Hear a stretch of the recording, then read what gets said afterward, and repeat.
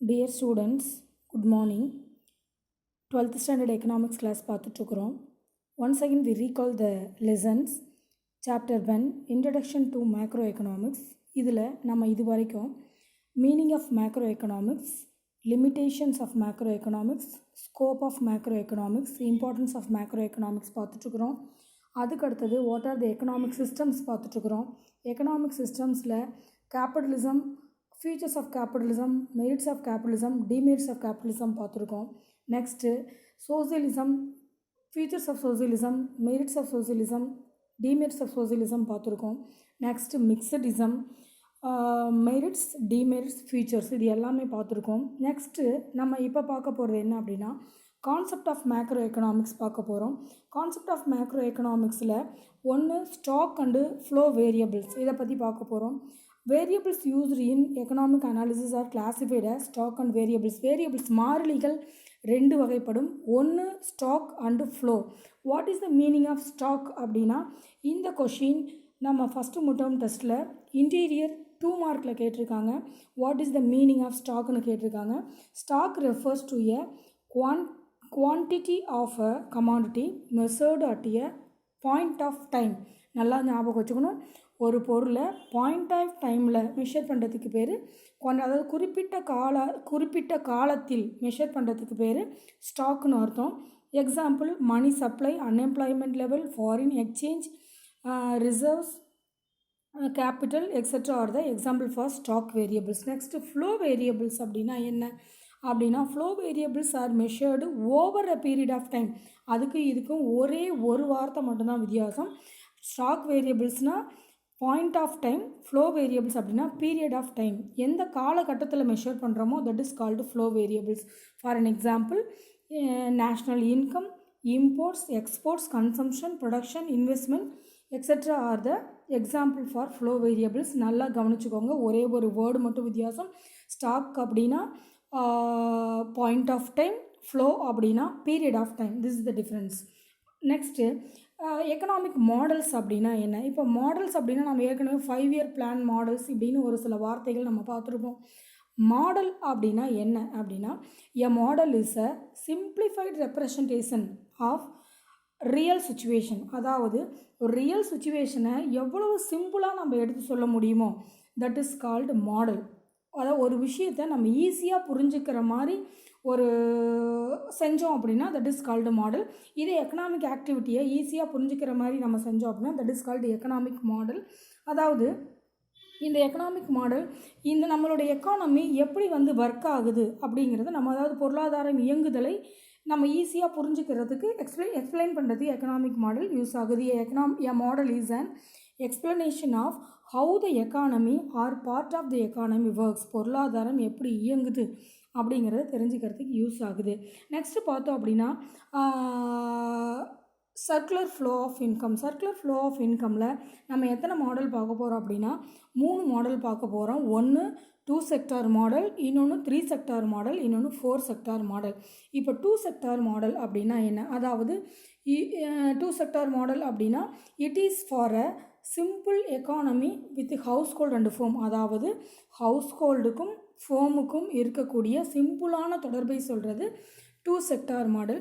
Next 3 sector model, அதாவது 3 அடுக்கு மாதிரி அப்படின்னா என்ன அப்படின்னா mixed and closed economy with, அதாவது mixed economy closed economy 3 sector மாடலில் இருக்குது. ஒன்று ஹவுஸ் ஹோல்டு இருக்கும், இன்னொன்று ஃபோம் இருக்கும், இன்னொன்று கவர்மெண்ட் இருக்கும். இந்த 3ம் சேர்ந்தது 3 செக்டார் மாடல். 2 செக்டார் மாடல்னால் 2 இருக்கும், ஒன்று ஹவுஸ் ஹோல்டு, இன்னொன்று ஃபோம்.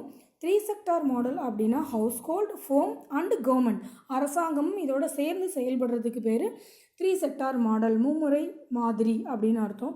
இன்னொன்று 4 செக்டார் மாடல், அதாவது 4 துறை மாடல் அப்படின்னா என்ன, மாதிரி அப்படின்னா என்னென்னா இதில் ஹவுஸ் ஹோல்டு இருக்கும், ஃபோம் இருக்கும், கவர்மெண்ட் இருக்கும், இன்னொன்று ரெஸ்ட் ஆஃப் த வேர்ல்டு, அதாவது எக்ஸ்டர்னல் செக்டார்ஸ் எல்லாம் என்னென்ன இருக்கோ அதையெல்லாம் ஒருங்கிணைந்து செயல்படுறதுக்கு பேர் 4 செக்டார் மாடல். நம்ம இந்த ஹவுஸ் ஹோல்டு அப்படிங்கிறதுல என்னென்ன இருக்கும் அப்படின்னா இந்த household sector is sole buyer of goods and service. அதாவது ஒரு குடும்பத்தில் எவ்வளவு பொருளையும் பண்டங்களையும் வாங்குறாங்க அப்படிங்கிறத நம்ம பார்க்குறது. அதாவது சோல் பையர், அதாவது ஒரு குடும்பம் அப்படிங்கிறது தனியாக செயல்படக்கூடியது. நெக்ஸ்ட்டு ஃபோம் அப்படிங்கிறது என்ன அப்படின்னா, அதாவது ஒரு குடும்பத்துக்கு தேவையான எல்லா பொருளையும் உற்பத்தி செய்கிறது ஒரு நிறுவனத்தினுடைய வேலை. அதாவது இந்த லேண்ட் லேபர் கேபிட்டல் ஆர்கனைசேஷன் அப்படிங்கிற ஃபேக்டர் ஆஃப் ப்ரொடக்ஷனை எப்படி ஒருங்கிணைக்கிறது, எவ்வளோ உற்பத்தி செய்கிறது அப்படிங்கிறது நிர்ணயிக்கிறது ஃபோமோட ஒர்க்கு. நெக்ஸ்ட் நீங்கள் இந்த டயக்ராமை பார்த்தீங்க அப்படின்னா உங்களுக்கு ஈஸியாக புரியும். கண்டிப்பாக 2 செக்டார் மாடல் அப்படின்னாலே நீங்கள் இந்த டயக்ராமை கண்டிப்பாக போட்டே ஆகணும். இப்போ பார்த்தீங்க இந்த டயக்ராமை பார்த்தீங்க அப்படின்னா, அதாவது ஹவுஸ்ஹோல்டுலேருந்து ஃபோமுக்கு போவோம். அதாவது குடும்பங்களில் இருக்கக்கூடிய, அதாவது உற்பத்தி செய்யப்படக்கூடிய பொருளை நம்ம ரா மெட்டீரியல்ஸ் எல்லாமே ஃபோமுக்கு போகும். ஃபோமில் அது ஒரு கன்சியூமர் குட்ஸாக கன்வெர்ட் செய்யப்பட்டு அது திரும்ப எங்கே வரும், நம்ம ஹவுஸ்ஹோல்டுக்கு வாங்குகிறோம். அண்ட் எக்ஸாம்பிள், நம்ம சுகர் கேனை நம்ம உற்பத்தி செய்கிறோம் அப்படின்னா அந்த சுகர் கேன் ஃபோமுக்கு போய் சுகராக கன்வெர்ட் ஆகி திரும்ப நமக்கு எப்படி வரும் அப்படின்னா சுகராக நம்ம வீட்டுக்கு வருது. இதை விட பெரிய எக்ஸாம்பிள் எதுவும் தேவையில்லைன்னு நினைக்கிறேன். This is called 2 sector model. 3 sector model அப்படின்னு பார்த்தீங்க அப்படின்னா ஹவுஸ்ஹோல்டுலேருந்து கவர்மெண்ட்டுக்கு போய், கவர்மெண்ட்லேருந்து ஃபோமுக்கு போய் திரும்ப ஃபோமுலேருந்து கவர்மெண்ட்டுக்கு கவர்மெண்ட்லேருந்து நமக்கு என்னவா வரும் அப்படின்னா ஹவுஸ்ஹோல்டுக்கு வர்றது. அண்ட் எக்ஸாம்பிள், ஹவுஸ்ஹோல்டு என்ன பண்ணுறாங்க, கவர்மெண்ட்டுக்கு டேக்ஸ் பே பண்ணுறாங்க. இந்த டேக்ஸ் என்ன பண்ணுது கவர்மெண்ட்டு, நம்ம ஃபோமுக்கு கவர்மெண்ட் பர்ச்சேஸ் அப்படிங்கிற இதில் கொடுக்குறாங்க.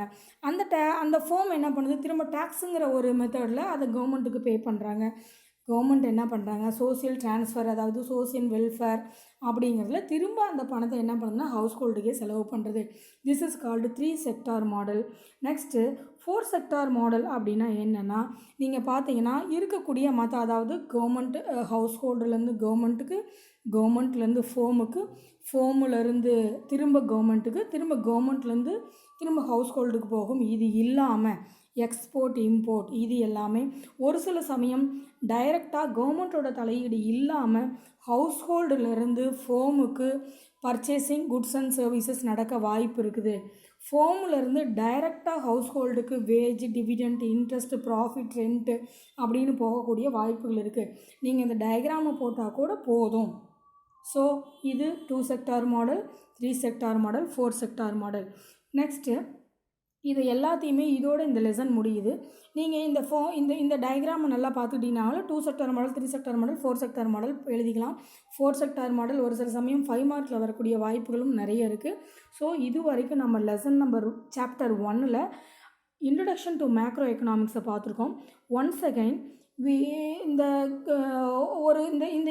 ஹிண்ட்ஸை ஒரு நிமிஷம் பார்த்துக்கலாம். மேக்ரோ எக்கனாமிக்ஸ் அப்படின்னா என்ன, மேக்ரோ எக்கனாமிக்ஸுங்கிறது performance of an economy as a whole, most important line. Next economic systems என்னென்ன இருக்குது அப்படின்னா கேபிட்டலிசம், நமக்கே தெரியும். கேபிட்டலிசம் அப்படின்னாலே father of capitalism Adam Smith, heart of capitalism price mechanism, golden rule of capitalism is profit motive. 3 point ஞாபகம் வச்சுக்கணும். Next socialism அப்படின்னா என்னென்னா father of socialism Karl Marx, main motive social welfare motive, main overall control யார்கிட்ட இருக்கும் அப்படின்னா government இருக்கும். Next மிக்சடிசம் அப்படிங்கிறது very very important 2 mark. ஒரு க்ளோசரியிலேருந்து ஒரு இம்பார்ட்டன்ட் 2 மார்க் கேட்டிருக்காங்க அப்படின்னா அது இந்த 2 மார்க்குன்னு கூட சொல்லலாம். ஃபஸ்ட்டு மிட்டம் டெஸ்ட்டில் நான் எல்லாத்தையுமே கிளியராக சொல்லியிருக்கேன். எதெல்லாம் இன்டீரியரில் எட்டாபிசம் கேட்டிருந்தாங்க, நெக்ஸ்ட்டு மிக்சட் எக்கானமி கேட்டிருந்தாங்க. இது ரெண்டுமே இன்டீரியர் 2 மார்க்கில் ஃபஸ்ட்டு மிட்டம் டெஸ்ட்டில் வந்தது. மிக்சடிசம் அப்படிங்கிறதுனா என்னென்னா கோஎக்ஸிஸ்டன்ஸ் ஆஃப் ப்ரைவேட் அண்ட் பப்ளிக்கும் ஒன்றா சேர்ந்து செயல்படக்கூடியது mixedism. So most important question. Globalism அப்படிங்கிறது interconnected and inter depend on each other country, எல்லா கண்ட்ரியும் ஒருங்கிணைந்து நம்மளுடைய எக்கானமியை மேம்படுத்த செய்கிறது குளோபலிசம். உலகத்துவம் அப்படிங்கிறது, ஸ்டாக் அப்படிங்கிறது, பாயிண்ட் ஆஃப் டைம், ஃப்ளோ அப்படிங்கிறது, period of time, economic model அப்படிங்கிறது எக்கானமியை நம்ம ஈஸியாக புரிஞ்சுக்கிறதுக்கு வச்சுருக்கக்கூடிய ஒரு செக்டார் தான் எக்கனாமிக் மாடல். இதில் 3 மாடல் இருக்குது. 1 2 sector model, household and firm. 3 sector model, household, government and firm. 4 sector model, household, government, firm and rest of the world, that is export import. இது எல்லாமே 3 செக்டார் மாடலில் வந்துடும். 4 sector model, 3 sector model, 2 sector model நீங்கள் நல்லா ஞாபகம் வச்சுக்கலாம். இது எல்லாமே இந்த லெசனுடைய மோஸ்ட் இம்பார்ட்டன்ட் கீவேர்ட்ஸ்னு கூட சொல்லலாம். நெக்ஸ்ட்டு கீழே பார்த்தீங்கன்னா அப்படியே 1 மார்க்கு 21 மார்க் அப்படியே இருக்குது. அதோடைய with answers 21 mark with answers இருக்குது. நான் உள்ளே சொல்லும் பொழுதே எந்தெந்த 1 மார்க்லாம் இன்டீரியர் 1 மார்க் அப்படின்னு நான் நோட் பண்ணி கொடுத்துருக்கேன்.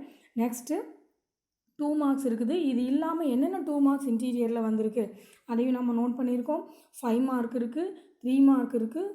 ஸோ நல்லா லெசனை ரீட் பண்ணுங்கள். ஃபஸ்ட்டு யூனிட் மெட்டீரியல் சென்ட் பண்ணுறேன், தயவு செஞ்சு படிங்க. Thank you very much.